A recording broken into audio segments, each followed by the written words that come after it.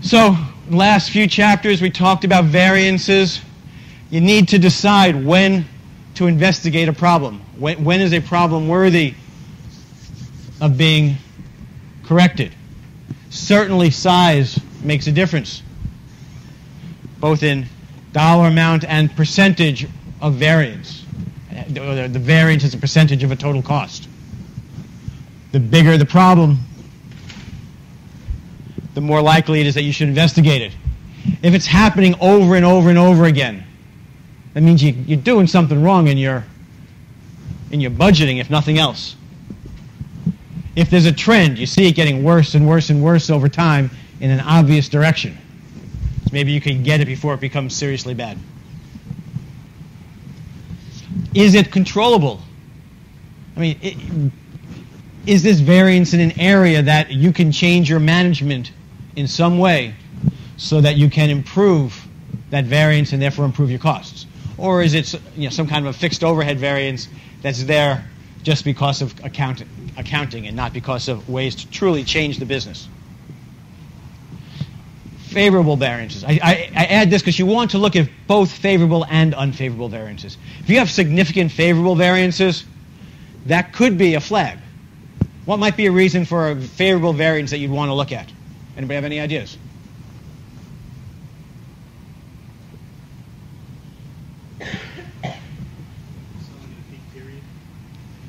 So that's a favorable variance because of selling in a peak period. Any others? What about a direct labor spending variance being favorable? What could that be?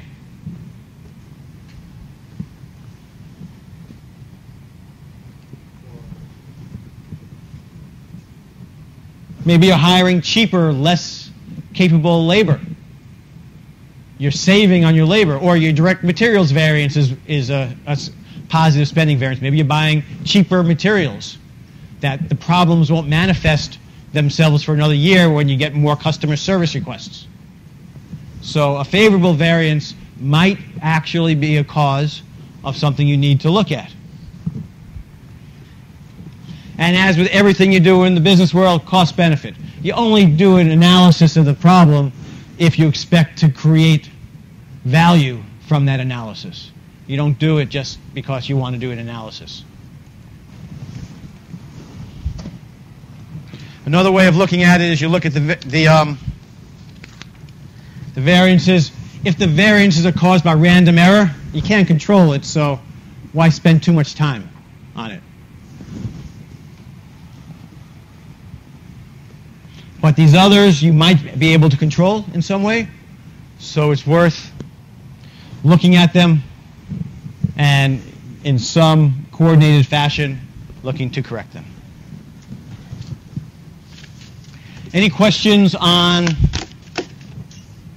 indirect variances? Indirect variances. Okay, let's do Apple now. I hope that wake anybody up with that.